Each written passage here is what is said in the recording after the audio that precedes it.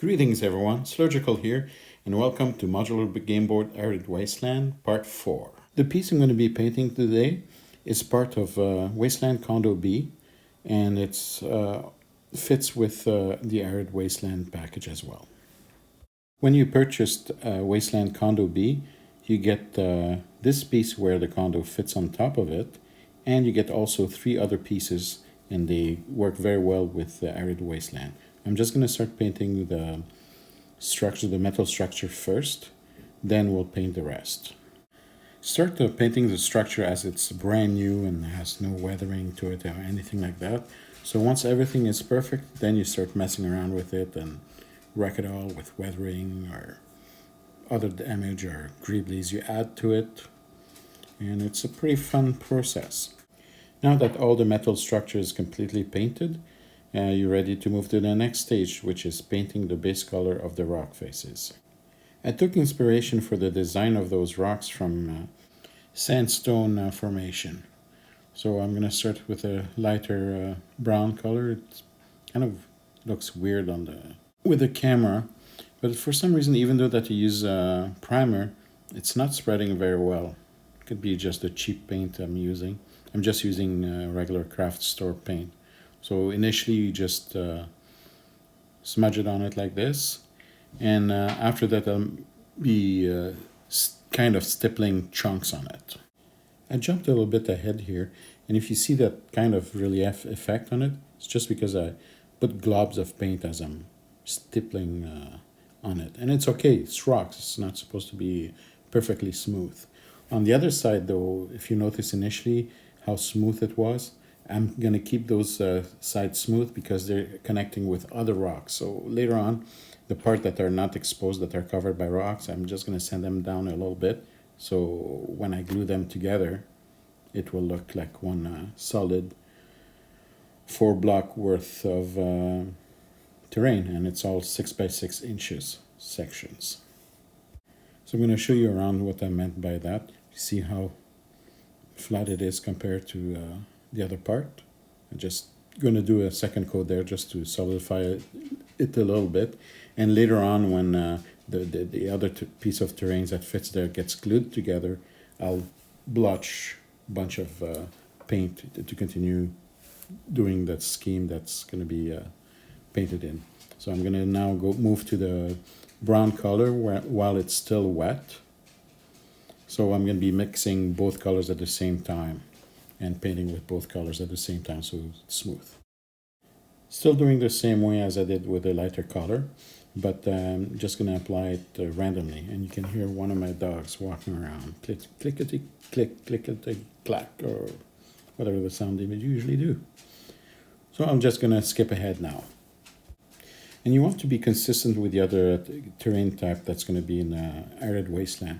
This I painted that a while back, but I didn't make a video of it, so I'm showing you guys now that you can continue with using the same colors and the same technique and idea.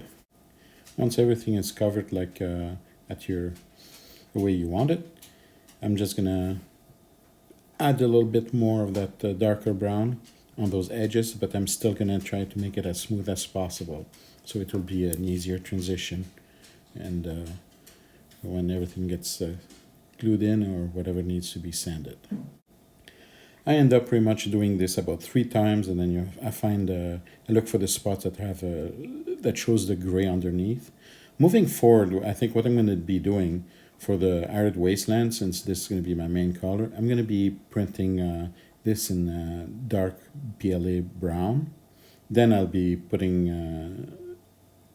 the other paint on top of it, or I'll be putting primer in dark brown. So whenever this gets scratched or anything like that, there will be no gray. But I'll be sealing all that later on with some sealant. Once all that is all done, it's time to dirty it up. So I'm using wash. So don't drink this. This is a mixture of black paint, water, and a little bit of a couple drops of soap dish. I don't know why exactly the chemistry, but it seems everybody's doing that and it seems to be working good. I'll have to find one day why exactly the soap dish is such a big thing, because my next mix, I'm doing it without the soap dish, and I will see how it works at the end. And when using washes, please don't use a brand new and nice brush. I use a crappy dollar store brush. I bought a set for like $1.99. So you just put it in there. It looks pretty scary, but with a cloth or Kleenex, you can just go and wipe down, and it gives those smudges. I'm still not as courageous as some other YouTuber. I know they're right, because I'm completely new. I'm Neanderthal stage at this point. But they just splotch everything with it, and then they clean it up after. But I'm still a bit scared of doing that. I shouldn't be scared, sure, nor you be scared. So now I'm just finishing up with the black wash, and I'm going to move up to the next stage. Still using a cheap craft store. And those paints are great. They work for perfectly for terrain. See, no issues. I'm just going to put some on the container, and then I will use a sponge to be able to stipple or sponge it. To have a little bit of a rough surface with a sponge, I'm just picking at it and throwing things everywhere and make a real mess with a bunch of stuff. And I'm just going to go and start. So I don't want to put too much on it, so I'm using my dry brushing tray there, and I'm just going to try to do this. It's kind of a inside the I-beam, and I'm having a bit of a rough time there, so I'm just doing the outside instead, and I'll later go with a brush, because when I try to do with a sponge, I just put too much of it. But you can always wipe. That's the thing. When you make a mistake, it's really easy to recover from that, because you just wipe things down, and since you want everything to be dirty and ugly, it works out to the best at the end. After doing the sponge, you just switch up with a brush. Just use the dry brushing to remove the excess, and then that mixes more of the brown that I used earlier, and I added a lot of black to it, so it's a dark brown, so it just looked like a different tone of mid-dirt and rust starting up. And to spice things up while I'm doing this, the dogs are play fighting. Now this is the other wash I was telling you about. It's going to be the rust wash. I didn't put any soap in it, but always mix it and don't drink it before you use it or after you use it. Oh, before I forget, I want to give another sense of dirt. So what you do is that big thick brush that you use, you just dunk it in the dirty wash water and just smudge it everywhere. Be careful so it doesn't wreck your other paint work. And if it does, well, I did at one spot. I'll show you later. And then on that spot, it will. It looks okay. It looks like an oily drip that came from the metal or whatever else was on the top of that platform frame. And the dogs, it's a zoomy time, so they're going to be going crazy. And he's making that weird noise, just upside down, lazy play fighting. They're on their backs, legs in the air, and they're just making noises at each other. Okay, my furry friends, can you relax a bit? I'm trying to record here. No, I guess not. There's not going to be any relaxing. So you see how this is just dripping everywhere? That's perfect, because it really looked grimy. And I'm going to hold it like this for a little bit for it to dry. And it gives that effect. So I add some more on the top like this. And because this surface also, you may be able to put the Condo B and have Condo B there. But also, there'll be future add-ons that will be compatible with those 3 connector spots.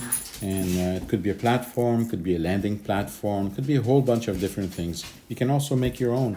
If it's not 3D printed and you want to craft something on it, you can go right ahead. And all those noises from the dogs, it's not pain, it's more drama than pain. One of them is a Greek rescue, and the other one is an Alberta dumpster dog rescue. Yeah, people are really cruel, and they just hurt animals, and it's not okay. Now that the painting of the grime is done and the fighting is done and everybody's happy and drank some water really, really loudly, so I had to stop recording. This is how it looks, and it's still wet, but in about an hour I'm gonna start and do the rust effect on it. Now for the rust effect, I'm using that chalk blackboard orange. You just shake it well, and oh, now it's feeding time for the dogs. I'll be back. Sorry, I lied. Feeding the dogs is above my pay grade. I just pick up the poop and tell the kids to feed the dogs and put water in their dishes. But hopefully by selling terrain, I will be able to get a pay raise and go up the corporate ladder. Now, I'm using that orange for the rust. So dry brushing a little bit, taking a little bit off paint from my paintbrush, and I just dab, and sometimes I just add a little bit more. I just took out a little bit too much, but you get the hang of it. Eventually I will, but I'm sure you guys know what you're doing, so I'm not gonna show you a teaching video on that. I'm just gonna skip ahead and show the finished product. Well, I don't have the full footage of a finished product as a showcase, so you can see the rest that I put pretty much everywhere, and I'm almost done doing it, so this is pretty much the finished product. Now once the rust is done and the rocks are done, it's time to put the ground, and as you've seen on the other videos, I used a mixture of the gray and dried tea leaves. Now that everything is done, I'm just gonna start packing up and let this base dry for about 24 hours, 10 to 24 hours. Oh, by the way, the leftovers, since I don't have enough to put on a tile, I will just add to my dry brushing surface.